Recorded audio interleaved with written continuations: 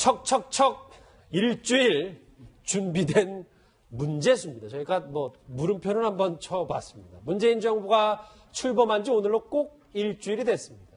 이 파격의 일주일이라는 평가가 참 많은데요. 그런데 오늘 대선 경쟁 상대였던 유승민 의원의 최측근 바른정당의 이해운 의원이 이렇게 얘기했습니다. 집중해서 들어보시죠. 이게 뭔가 이러고 있어요. 잘하는 건 대한민국에서 좋은 일이니까 이게 나쁜 일이다 이렇게 말을 할 수는 없고 상당히 지금 당황들 하고 있어요. 긴장하고 있어요. 네. 커피를 테이크아웃 잔에 들고 청와대 경내를 산책하는 이런 거는 참 우리 박근혜 대통령한테 그렇게 바랬지만 도저히 볼 수 없는 장면들이었잖아요. 그래서 제가 의외로 상당히 박수 받겠다 그런 생각하면서 그러면 안 되는데. 참 야당 의원이 저런 얘기하기 쉽지 않은데 허 교수님 굉장히 높은 점수를 줬습니다. 그렇습니다. 지난 일주일은 높은 점수를 줄 수밖에 없었다. 그리고 실질적으로 착착 일을 잘 해냈죠. 근데 이제 이럴 수밖에 없었던 것은 사실은 이제 대선 중에는 각자 내가 이긴다는 말을 많이 했지만 여러 가지 지표로서 승리가 이미 결정나 있는 것이 아닌가 할 만큼 자신감이 있었고 그렇기 때문에 이기는 것이 중요한 것이 아니라 이기고 난 이후에 처음 100일을 어떻게 하는 것이 중요하다 하는 것에 대한 준비들이 많이 있었던 것으로 알고 있습니다. 그런 가운데서 지금 일주일간 쭉 했던 그 현장 방문이라든지 행사는 전부 다 선거 공약에 이미 다 있던 이야기입니다. 그렇죠. 있던 이야기인데 이것을 그럼 어떻게 구현해낼 것인가, 어떻게 효과적으로 전달할 것인가 그 부분에 있어서 상당히 잘 됐는데 사실은 이제 지난 10년 전에 다 국정 경험들이 있지 않습니까? 그렇기 때문에 이 정도는 해낼 수 있는 그러니까 이미 노련함이 충분히 있는 집권 세력이었다. 준비된 집권 세력이었다는 것을 보여주는 그런 예라고 봅니다. 예, 저희가 키워드에서도 이게 준비된 문재수 이렇게 이제 뽑아봤는데 실제로 집권 100일 플랜이라고 해서 굉장히 여러 가지 계획이 있었나 보더라고요. 이 광흥창 팀이라고도 있었고, 그래서 그동안 대선 이런 준비도 했고, 또 집권 플랜도 짜고, 그랬을 것 같은데, 어쨌든, 이런 취임 준비 기간이 없었기 때문에 우리가 흔한 말로 개문발차, 문 열어놓고 출발하는 그러한 그 정권이었음에도 불구하고, 문재인 대통령이 그동안 쭉 대선 과정에서, 단단히 준비했다. 경상도 말로 단디 준비했다 이렇게 말씀을 여러 차례 했는데 실제로 이렇게 한 일주일 정도 이렇게 대통령이 돼서 운행하는 걸 국정을 이렇게 운영하는 걸 보면은 어떻게 보면 좀 연출된 측면도 있지만 정말 준비를 열심히 했구나 하는 생각도 듭니다. 사실 노무현 전 대통령의 경우 그런 집권 경험이 전혀 없는 상태에서 집권을 하고 맨파워도 말하자면 부족하다 보니까 아마추어 정권이라는 얘기를 너무 많이 들었지 않습니까? 정말 모르는 사람들이 집권해갖고 이거 그냥 중구난방이구나 이런 얘기들을 너무 많이 듣고 그것이 내내 문재인 전 대통령 5년 동안 하나에 따라다녔던 그 아마추어 정권 이런 그 닉네임을 이렇게 붙였었는데 지금까지는 아주 이렇게 준비를 철저히 해가지고 그런 것들이 이렇게 취임 준비가 없더라도 이렇게 착착착 진행되는 것을 보고 아마 이해운 의원도 바른정당이 얘기를 했습니다만 문재인에 대해서 반문 정선을 강하게 갖고 있었던 사람들까지도 그렇지 않네 아주 잘하네 이런 반응들이 지금 실제로 많이 나오고는 있는 것 같습니다. 그런 것들이 이제 앞으로 계속 잘 돼야겠죠. 처음과 끝이 똑같이 잘 되는 것이 아주 중요하겠습니다만은 어쨌든 이 100일 취임 이후 100일이 그 정권의 성패를 좌우한다는 말이 있는 것처럼 이런 그 100일 동안에 정말 문 정권이 기초를 단단히 잡고 이번에 김정표 의원으로 하여금 국정기획준비위원회 이것도 이렇게 발족을 시켰으니까 거기에서 5년 청사진 비전을 이렇게 제대로 틀을 잘 잡았으면 하는 생각을 갖고 있습니다. 예, 이수희 변호사님 집권 100일 플랜 속에 문재인 대통령이 어디서 일을 하냐 이것도 포함됐는지는 모르겠지만 광화문 청와대 얘기는 그간 많이 나왔는데 경복궁 얘기도 솔솔 나오더라고요. 이게 지금 이제 워낙 청와대가 구중궁과 같이 돼 있고 또 이 일반 시민들이 사는 곳하고 뚝 떨어져 있다 보니까 너무 이제 그 여론에 배제되는 거 아니냐, 민심을 잘 못 읽는 거 아니냐라는 이제 문제 제기가 있어 왔고, 특히 전 정권 때문에 더 그런 문제 제기가 커졌고, 거기에 대해서 문재인 대통령이 이제 처음에는 저 정부 종합청사 얘기를 하다가 지금은 이제 여민관을 위민관에서 여민관으로 바뀐 비서동 쪽에서 지금 일을 하신다라고 지금 전해졌죠. 그런데 이제 뭐 저 문재인 대통령 경남고 저 동문인 저 승효상 건축가가 그러니까 경복궁 안에 있는 저 고궁박물관을 관저로 그리고 민속박물관은 부속시설 활용한다 이런 보도가 있었었어요. 예. 그런데 이게 이제 지금 아이디어 차원이기 때문에, 근데 이게 뭐 쉽게 결정할 수 있는 게 아니라 경호 문제가 있고, 만일의 사태에 어떤 북한에서의 어떤 공격이 있다든가 했을 때 즉각적으로 뭐 벙커로 갈 수 있고 뭐 이런 것들이 복잡하게 얽혀 있기 때문에 이게 단순히 그냥 시민 속으로 들어와야 된다라는 그 명제에서 아이디어를 꾸밀 거는 아닌 거고, 이거는 좀 중장기적으로 생각을 해야 될 문제가 아니냐, 그런 생각이 드네요. 예, 그 이제 경복궁을 뭐 건드린다니까 국민들이 깜짝 놀라실 수 있는데 그런 건 아니고요. 저 고궁박물관은 참여정부 때 이제 건립을 했던 겁니다. 당시 이제 문화재청장인 유홍준 청장께서 요청을 해가지고 그러니까 경복궁 안에 있는 최신식 시설인 거죠. 그렇습니다. 고궁박물관. 그렇습니다. 그게 이제 우리가 광화문을 정면에서 바라봤을 때 왼쪽 끝에 있는데요. 저 밑으로 해서 이제 정부 종합청사하고 지하 통로도 다 연결이 돼 있고 이미 이제 그 구조를 다 알고 지금 이거 하시는 말입니다. 그러니까 안보의 문제, 방위의 문제, 뭐 경호의 문제까지 다 포함해서 저희가 적합한 장소가 아닌가 하는 그런 아이디어 문제로 이야기된 것이고요. 그다음에 이제 국립박물관은 아시다시피 여러 가지 이제 건축적 흠이 있어서 지금 박물관으로 쓰고 있지만은 박물관으로도 좀 적합하지 않다고 계속 지적을 당하는 것이거든요. 예. 그렇기 때문에 저것도 좀 어떻게 쓸 수 있지 않느냐 이런 아이디어가 나온 것으로 그렇게 이해가 됩니다. 아이디어 차원이다. 알겠습니다. 어쨌든 뭐 이혜원 의원도 마찬가지고 다 높은 점수를 일단 문재인 정부의 일주일에 주고 있는데 안보도 거침이 없습니다. 그런데 국방부가 알아서 문재인 정부의 코드를 급하게 맞추는 거 아니냐 이런 지적도 나오고 있는데 어제 국회로 한번 가보겠습니다. 그 목소리 들어보시죠. 2달 전에 있었던 대목에는 어떤 대목이냐면 주한미군 사드 체계 배치 작전 운영 준비를 가속화하고 한반도에서의 다층 미사일 방어체제 조기 구축을 한다 하는데 이 대목을 2달 지난 뒤에 이것을 쏙 뺐습니다. 그리고 2달 전에는 응징 보복 능력을 확보하기 위한 훈련을 강화한다라고 했는데 이 대목을 또 쏙 뺐습니다. 그리고 2달 사이에 국방정책을 바꿀 정도로 이렇게 팔랑개비 국방정책을 펼쳐가지고 어떻게 국민들이 믿고 안보에 대해서 안심을 하고 안도를 할 수 있겠습니까? 무소속 이정현 의원은 좀 어색합니다. 아시던데. 어쨌든 이정현 의원이 위원장님 어제 그러니까 문재인 정부가 취임한 지 얼마 안 되니까 국방부가 알아서 엎드리는 거 아니냐 이런 지적을 했어요. 그러니까 이제 바람이 불기도 전에 다들 엎드리는 거거든요. 지금 보면 사실은 이제 정부 부처의 여러 가지 정책에 대해서 사실은 박근혜 정부 시절에는 절대 바꿀 수 없다는 게 지금 보면 이제 그 세월호 2명의 교사 같은 경우에 그 절대 이제 순직으로 인정해 줄 수 없다라고 이제 그동안 해왔는데. 기간제 교사요? 네, 대통령이 이제 바로 한마디 하면서 바로 이제 고치겠다라고 이야기도 하고 또 뭐 그 니물렌 행주 같은 경우도 마찬가지로 대통령이 지시해서 바로 바꿔버리고. 그러니까 실제로 이렇게 쉽게 바꿀 수 있는 것도 뭐 있겠지만 또 하나는 뭐냐면 중요한 정책 같은 경우에 이런 것 같은 경우도 지금 정부 부처들이 알아서 지금 바꾸고 있는 그런 상황이거든요. 그러니까 공무원들의 어떤 전형적인 어떤 이제 정권이 바뀌면 움직여내는 뭐 그러한 어떤 행태라고 볼 수 있겠죠. 아마 그런 점들은 이제 지적한 것 같은데 실제로 이제 공무원들의 이제 코드 맞추기 이제 이런 것들이 있지 않습니까? 아무래도 또 전 정권은 정권이 바뀌면 이 정권의 공약이 뭔지 뭐 이런 것들을 이제 미리미리 알아서 이 정책에 이미 반영을 해버리고 하는 것인데 참 그런 걸로 보면 공무원들이 어떤 면에서 너무 영혼이 없다. 없어도. 물론 뭐 공무원들 스스로가 자신들이 영혼 없는 존재라고 이야기를 하지만 아무리 그렇지만 수년 동안 그 지속되어 왔던 정책 자체를 그냥 대통령이 바뀌었다고 해서 하루아침에 저렇게 바로 바뀌는 거 이것도 제가 볼 때 상당히 비정상인 것 같아요. 그것도 좀 문제가 있다. 윤영찬 수석은 어제 캐나다 총리의 통화 내용을 전하면서 이런 얘기도 했습니다. 집중해서 들어보실까요? 미국이 확고한 대한 방위 공약을 재확인하고 북한의 도발을 억제하기 위한 양국 간 공동 노력을 강화해 나가기로 했습니다. 북핵 문제 해결에 관한 양국 정상 간 비전에 대해 다음과 같은 공통점도 확인을 했습니다. 첫째, 북한 핵의 완전한 폐기가 궁극적 목표다. 둘째, 제재와 대화를 포함한 모든 수단을 동원한다. 예, 저도 저 모든 수단을 동원한다가 눈에 쏙 들어왔는데 참여정부 시절이랑은 조금 다른 것 같아요. 그때는 이 모든 수단이라는 말을 빼기 위해서 아주 한미 간에 뭐 이런 성명 낼 때 아주 많은 노력을 했었는데 이번의 경우는 아주 뭐 문재인 대통령이 먼저 이 모든 수단을 동원한다고 한미 간에 이렇게 일단 전화 통화를 통해서 합의가 됐습니다.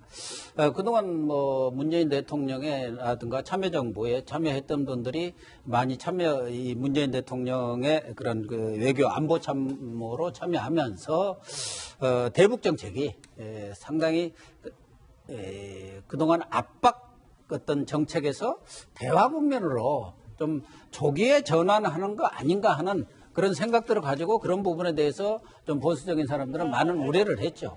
그렇지 않아도 문재인 대통령의 그런 안보관이랄까 뭐 대북관 이런 부분에 대해서 우려를 했었던 측면이 있는데 그런 부분을 뭐 불식할 측면도 있지만 문재인 대통령이 역시 대통령으로서는 우리의 그런 대북 관계의 모든 축은 한미 동맹이라는 그러니까 우리의 안보 한미 동맹의 확고한 그런 토대 위에서 대화든 뭔 교류든 해야 한다 그런 인식을 지금 확고히 한 것 아닌가. 그렇기 때문에 이런 북한에 대한 현재와 같은 그런 핵 문제의 어떤 그 합리적인 해결 방안이 전제되지 않고는 대화 국면으로 갈 수가 없다.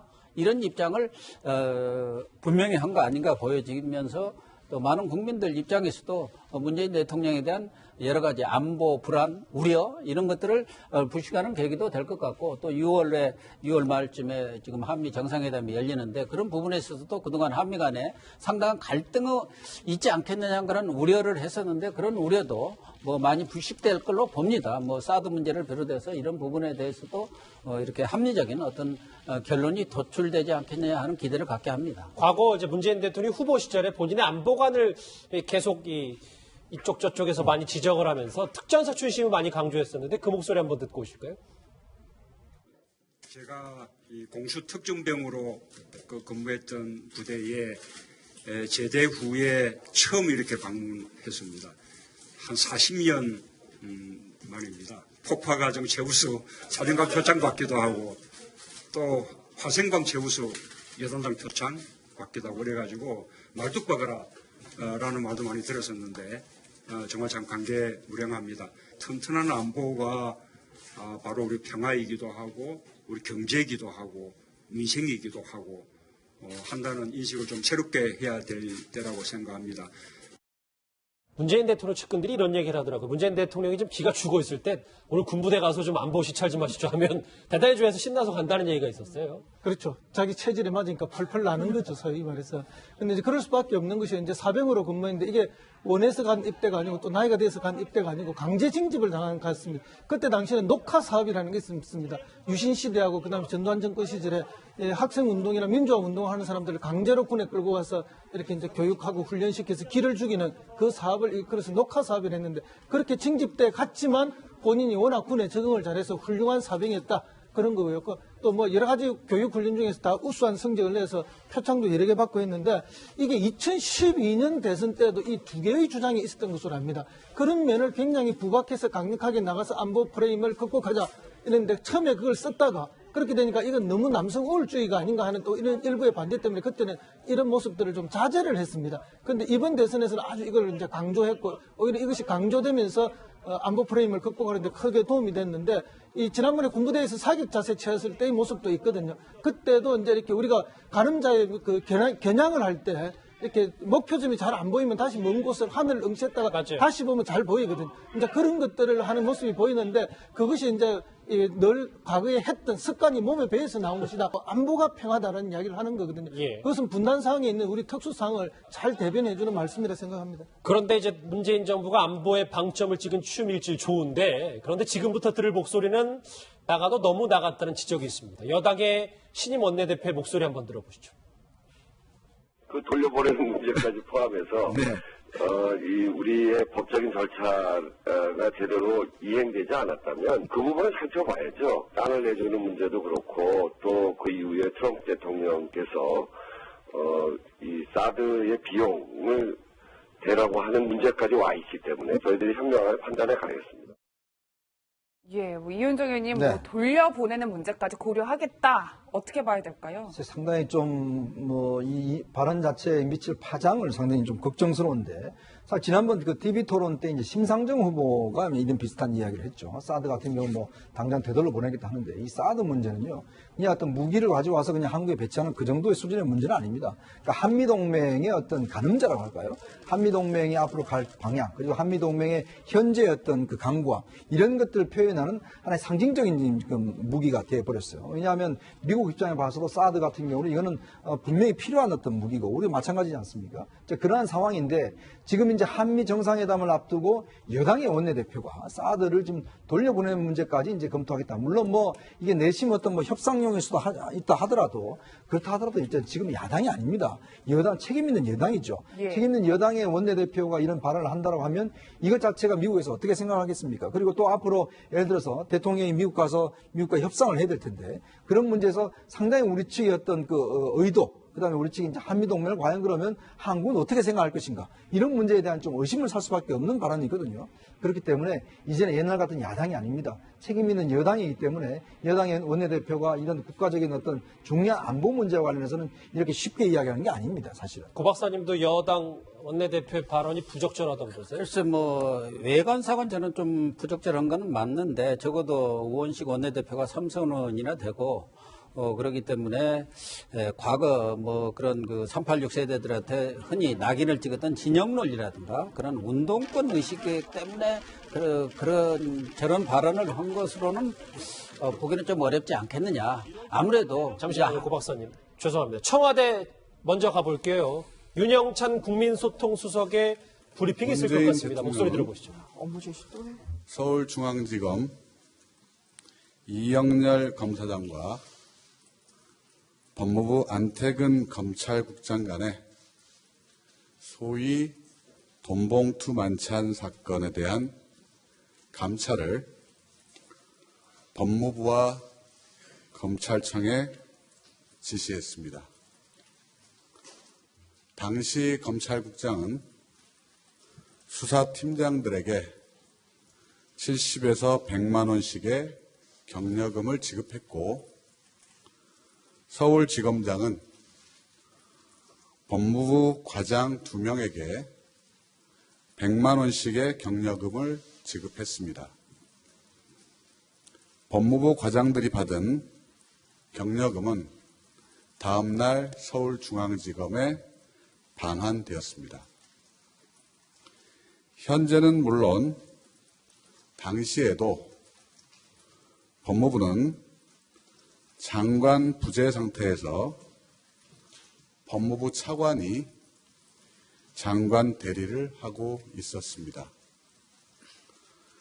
안태근 검찰국장 경력금의 출처와 제공 이유 및 적법 처리 여부가 확인되어야 합니다. 이영렬 검사장이 경력금을 준 대상자는 검찰국 1, 2과장으로 검찰 인사를 책임지는 핵심입니다.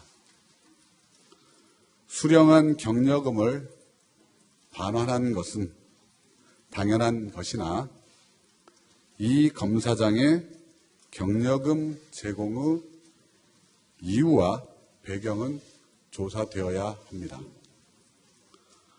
법무부 감찰위원회와 대검찰청 감찰본부는 이상의 점에 대하여 엄정히 조사하여 공직기강을 세우고 청탁금지법 등 법률 위반이 있었는지 여부도 확인해야 합니다. 또한 법무부와 검찰의 특수활동비 사용이 원래 용도에 부합하게 사용되고 있는지도 조사되어야 합니다. 이상입니다. 녹화로 전환해 주시기 바랍니다. 녹화로 전환되면 일문일답을 진행하겠습니다. 아마 문재인 대통령의 첫 번째 철퇴가 아닌지 모르겠습니다. 방금 전에 들었던 속보는 문 대통령이 이영렬 본부장과 안태근 국장의 이제 돈봉투 만찬을 감찰한 하라고 지시했습니다. 첫 번째 철퇴인 것 같은데 이수 변호사님, 저 사건을 아직 정확히 파악하지 못한 시청자분들도 있으니까 설명해 주시고 저 평가를 좀 해주세요. 예, 제가 설명을 해드릴게요. 이게 지난 4월에 있었던 일인데요. 그 우병우 전 수석을 불구속 기소를 했지 않습니까? 예. 그리고 나서 4일 후에 저 이영렬 서울중앙지검장인데요, 저분이. 그 사람이 법무부 검찰국장, 안태근 검찰국장과 그 서초동에서 저녁을 먹은 거예요. 거기서 폭탄주도 돌아가고, 그리고 나중에 자리가 파할 때 서로 경력금을 주고받았다는 거예요. 그러니까 이영렬 서울지검장은 자기 특수본의 수사진들을 데리고 갔고, 법무부 국장은, 지금 감찰국장은, 자기네 과장 2명을 대동을 해가지고 좀, 그래도 꽤 큰 금액 만찬이었던 거죠. 문제는, 이영렬 서울지검장이 이 최순실 게이트, 특히 우병우 전 수석을 수사하는 특수본을 관장을 하고 있었는데, 예. 저 안태근 검찰국장이 작년 7월부터 10월까지, 2016년 7월부터 10월까지면 우병우 당시 민정수석의 많은 얘기들이 있었을 때예요. 보도가 되고 뭐 우병우 라인이 있다, 또 미르재단 얘기도 많이 나올 때, 그 뜨거울 때 그 안태근 검찰국장과 우병우 전 수석의 통화한 그 차례가 민정수석실의 다른 비서관 포함해서 1000여 차례가 넘어요. 그러면 당연히 안태근 검찰국장에 대해서 조사를 하고 안태근 검찰국장의 휴대전화의 통화 내역을 조사를 해야 했음에도 불구하고 하지를 않은 거예요. 이영렬 지검장이요? 예, 그 특수본에서 안 한 거죠. 서울중앙지검 특수본에서.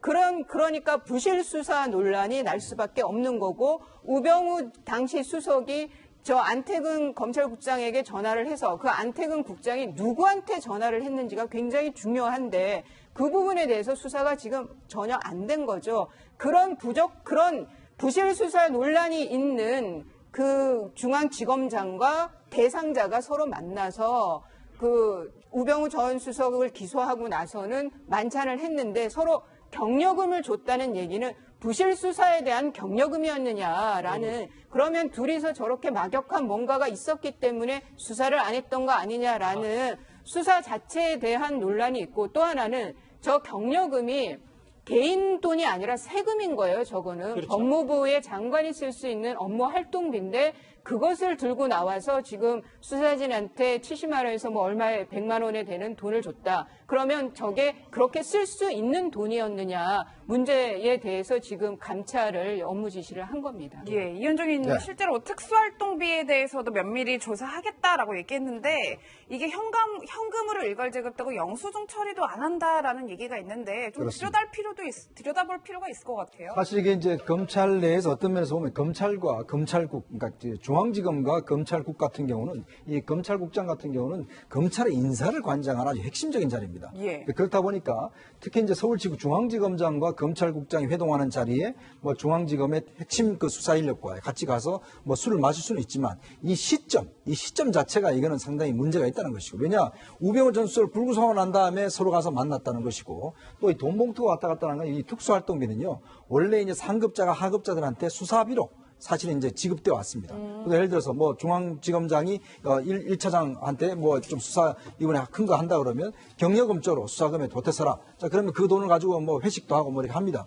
그거는 하나 관행적으로 돼 있어요. 근데 문제는 왜 검찰국에 있는 검찰국장이 왜 중앙지검에 있는 검사들한테 왜 활동을 주고 또 중앙지검은 왜 검찰국한테 왜 활동을 줬나 이거죠. 그러니까 서로 간에 이제 뭐 왔다 갔다 하듯이 촌지 비슷하게 준 거 아니겠습니까? 그러니까 그런 게 이게 이제 어떤 면에서 보면 관행처럼 되어 온 것이지만 또 하나에 보면 굉장히 악습인 것이죠. 그러니까 그렇다고 볼 때는 지금 이제 저는 문재인 대통령이 검찰개혁의 첫 번째 신호탄을 쏜 거라고 보여집니다. 이게 왜냐하면 이 정부의 핵심적인 검찰국장과 중앙지검장이 바로 일과되어 있는 사건이에요. 또 핵심적인 수사 인력이 가지고 있는 문제고, 특히 또 이 시점도 그렇고, 그렇기 때문에 아마 이 사건 자체가 아마 간단치는 않을 것 같습니다. 그러니까 이제 문재인 대통령이 뭐 사실 법무부 장관도 아닌데 이제 일단 직접적으로 본인이 철퇴를 첫 번째 검찰개혁의 철퇴를 그러면 그 내용엔 우병우 전 수석과 관련된 여러 가지 내용도 있는 거잖아요, 허 교수님. 그러면 이것도 결국 적폐청산의 신호탄으로 내가 이렇게 개혁하겠다 이런 드라이브로 봐야 되는 겁니까?